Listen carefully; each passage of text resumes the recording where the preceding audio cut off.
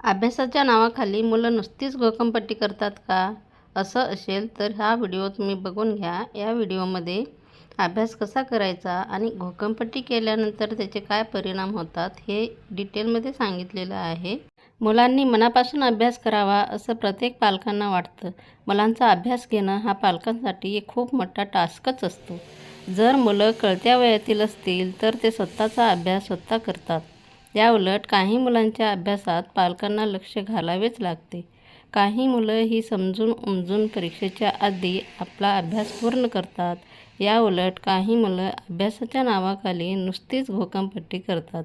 काही वेळा काही मुलांच्या बाबतीत आपल्याला हे चित्र पाहायला मिळते. कोणत्याही विषयाचा अभ्यास करायचा म्हटलं की तो वाचन, लेखन, पाठांतर यासारख्या स्टेप्स फॉलो करून केला जातो.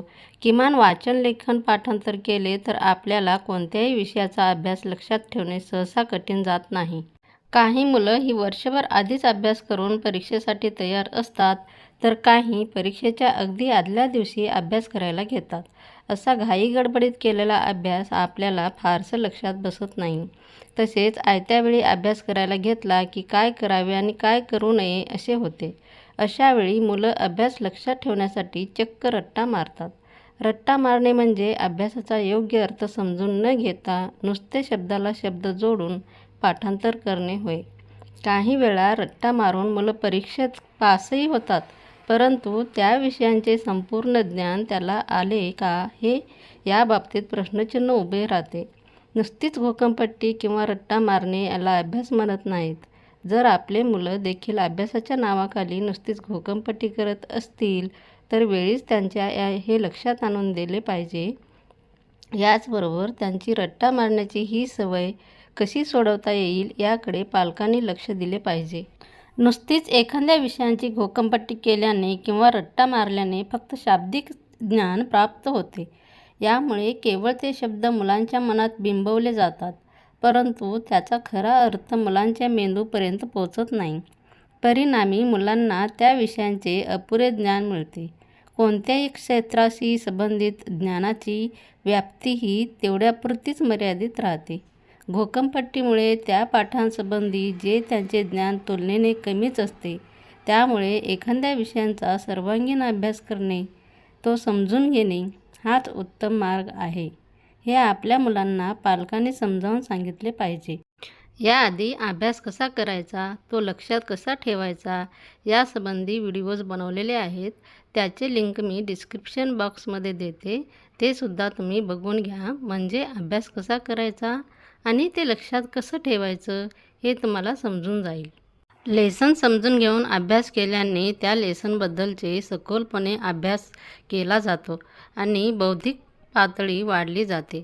त्यामुळे एखादा विषय संपूर्णपणे समजून घेण्यासाठी मुलांनी शिक्षक किंवा पालकांची मदत घ्यावी. सततच्या अभ्यासाच्या घोकंपट्टीमुळे मुलांना थकवा येतो. जेव्हा मुले कॉन्सेप्ट समजून न घेता गोष्टी लक्षात ठेवतात तेव्हा ही प्रक्रिया सतत करणे काही काळानंतर असह्य होते, ज्यामुळे त्यांना थकवा जाणवतो. नुसताच अभ्यासाचा रट्टा मारल्यामुळे मुले प्रत्यक्ष जीवनात व्यावहारिक होऊ शकत नाहीत. विषय आणि लेखनाचा अर्थ समजून घेतल्याने मुले अधिक कार्यक्षम होतात आणि जीवनातील अडचणींमध्येही ते अर्थ समजून घेऊन हाताळण्याचा प्रयत्न करतात. त्यामुळे ते अधिक प्रवीण होतात. यासाठीच लहान वयात मुलांना पुढील जीवनात येणारे व्यावहारिक ज्ञान समजून घेण्यासाठी त्यांची ही सवय वेळीच सोडवून पालकांनी त्यांना मदत केली पाहिजे.